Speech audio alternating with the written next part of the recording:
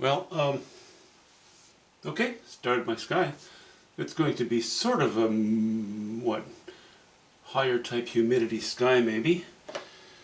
We'll see. I'd like to keep it alive. I don't want too much strong design in it.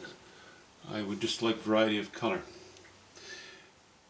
Because I'm having some autumn colors in the foreground, I started out with cobalt blue, which is already leaning towards green a little bit as a blue. And then I added a little bit of yellow ochre and some white to start right down, on the bottom part of the sky. Just a thin sliver. Then to give this sort of appearance of coming forward, or going up with the sky rather, I suppose. Coming forward a little bit as we sort of look up instead of just that way. I've moved to completely cobalt blue, just cobalt blue and a bit of white. It's a little bit colder. I've made the band a little wider than this one.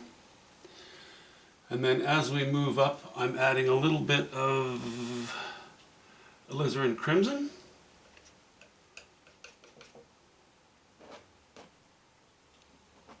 So we go in the direction of a bit of a mauve.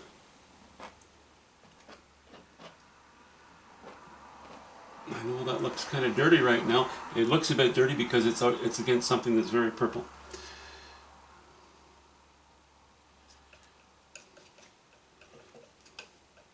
So I have this blue here, and what I do usually with a sky like this is,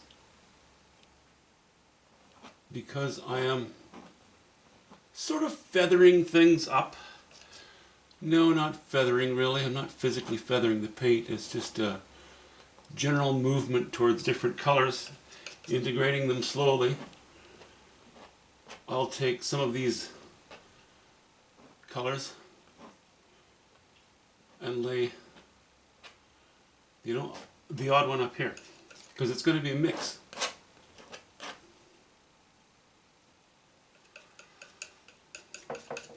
I don't want strong lines between this color and that color, I don't want that. That's really not sort of my game here on this painting.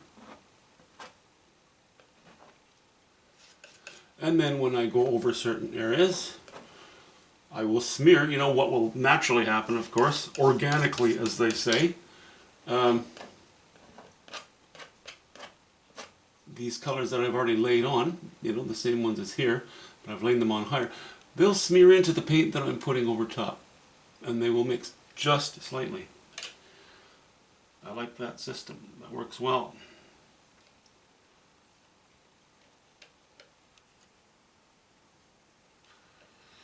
And I don't have a huge pile here. I just keep mixing and mixing and mixing fresh stuff into it.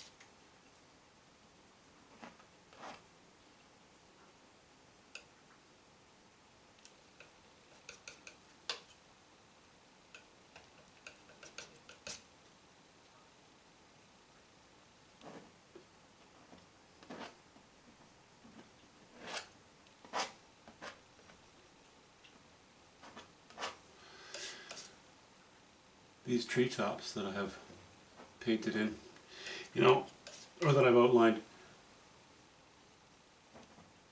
I started with charcoal, right, for my sketch. It was rough. It was okay, but it was rough. Now, after that, I've gone in with some ultramarine and burnt sienna and turpentine, just to lay in the forms a little more accurately than what was originally charcoal. Now, third time I'm touching the edges, I'm actually painting the trees as a relief against the sky. And I'm sprucing them up a little more, forgive the pun, Actually, these won't be spruce for the most part. I don't know. I don't even get into that. Giving them a little more shape. Every stroke trying to bring things a little closer to what will be the finale, the final look of them.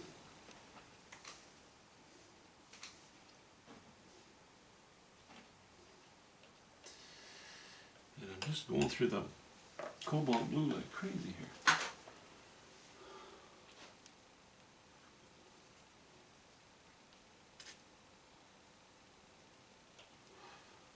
That's okay, it works for me. It works for me just fine. Okay.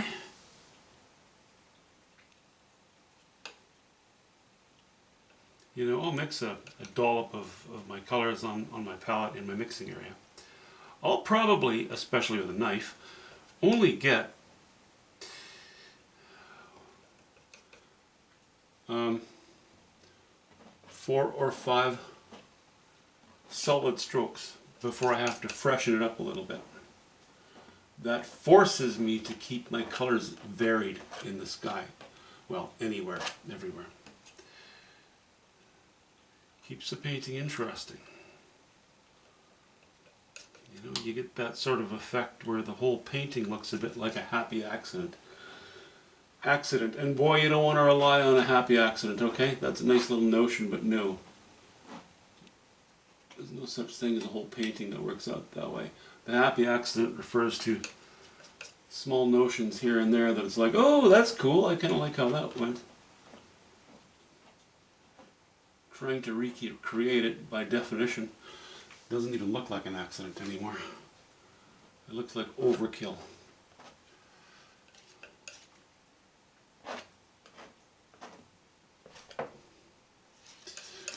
Okay, I've got a good swath of cobalt blue on here. I don't think I like the top of that one quite to be like that. Let's just cut it around that.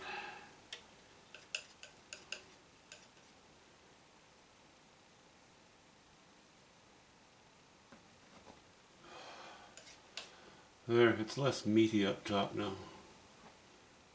Anyway, all of these trees will get more touch-ups and more grooming as I go, so there's no worry there.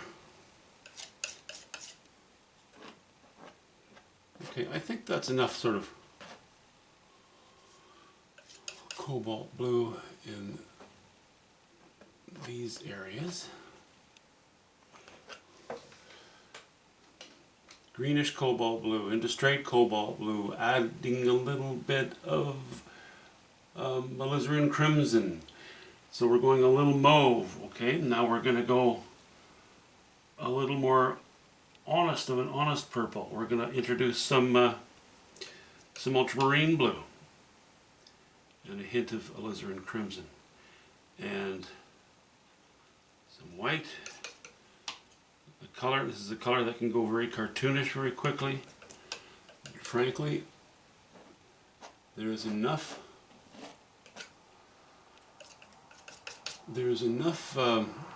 modifying going on with the cobalt blue mixed with a bit of alizarin crimson already that the problem should be solved before it even becomes a problem.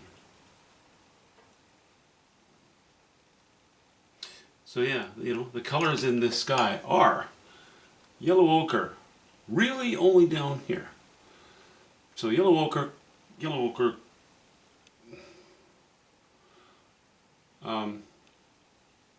cobalt blue, ultramarine blue, alizarin crimson, and titanium white.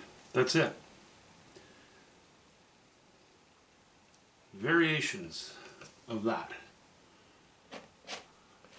And because we've you know, a sliver here and then a wider band here, I think we'll taper it up into a much wider band, but it won't be such a band. This will mix into this more than this mixed into this.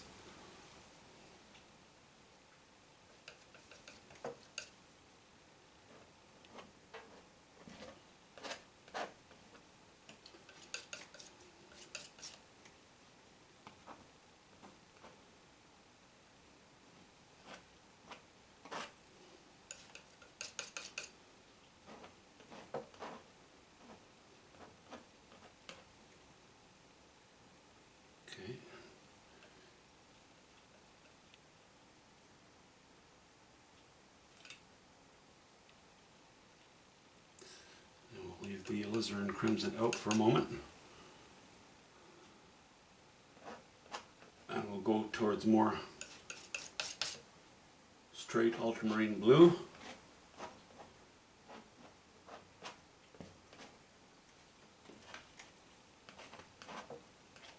I can't paint this without getting my head in the way of the camera, so I'll just leave that for the moment.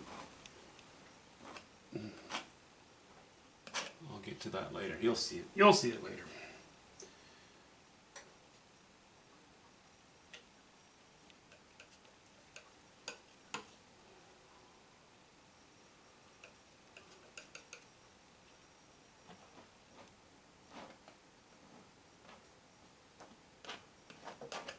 You know what I think I'll do? I don't need to use a small knife. And just as with the golden rule, use the largest brush you possibly can. Use the largest knife you possibly can. Now, of course, I could use a huge knife, but you know, there's a stipulation to that. There's a caveat to that. Use the largest knife you can possibly use, provided you can maintain a consistency of technique across your entire painting.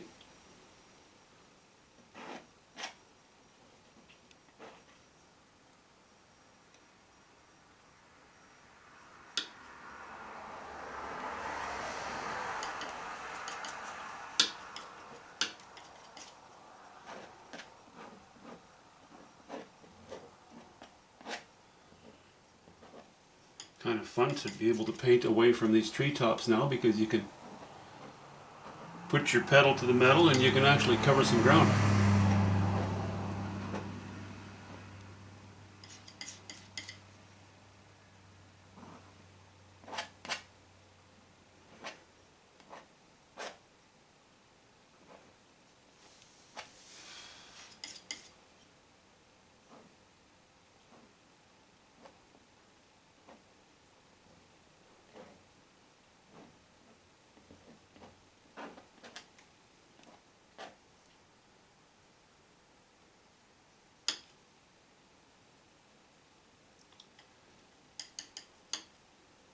Still just straight ultramarine blue. It's going to be kind of nice too, because that ultramarine blue without any red in it at all, you know, of which there are many strokes of that on the painting.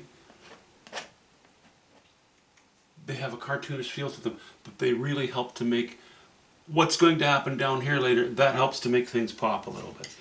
And pop, yeah, isn't that the magic word these days? I'm not always fond of a painting that pops, but there's a lot to be said for it.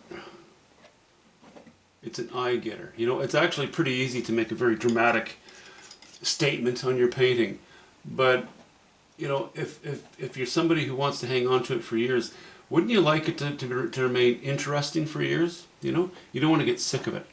That's why you need a little bit of sophistication to it, and why you like to make a painting as rich as possible.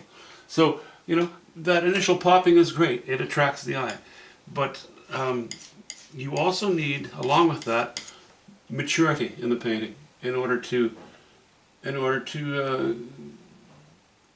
keep it interesting over the years. You know, people own paintings for years. Often they leave them to their children.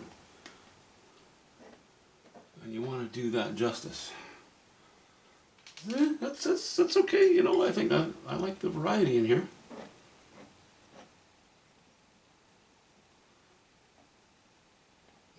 Again, something painting with a knife provides you with is if you have the odd sort of brush stroke or knife stroke you're not too happy with, you can steal from another area and cut into it. It's almost like having a palette right on your canvas. Of course, you can only do that to a degree, but I found it kind of handy at times.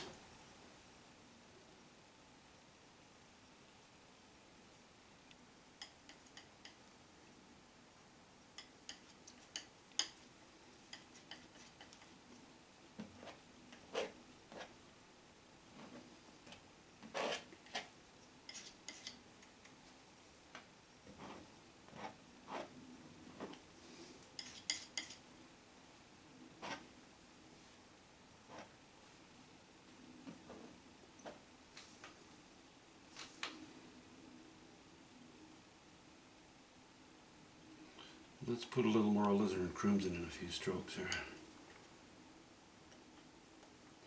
along with that ultramarine blue.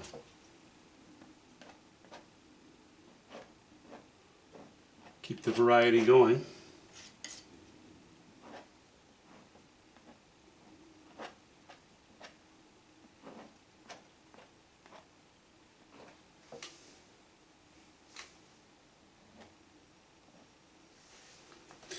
Okay, we're going to leave it at that. I'll sign off with you right now. If I finish the sky tonight, which I probably will, we'll show it to you. I'll probably publish a video Sunday and show it to you. I'll square off the painting with the canvas now, so that you can have a better look at that.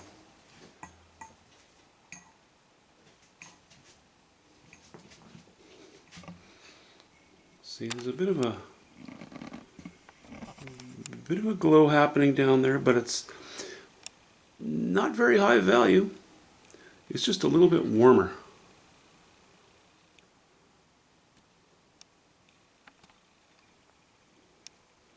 And you can see, you know, on these trees, yes, I've overlapped, gotten the sky color on the tree shapes in places. I'm not worried about that. If there's any thickness to it, I usually go around with a knife, give it a quick scrape,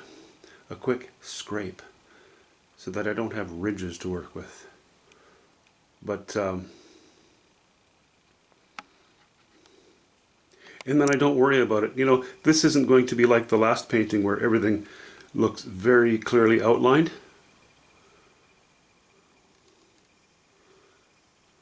Okay.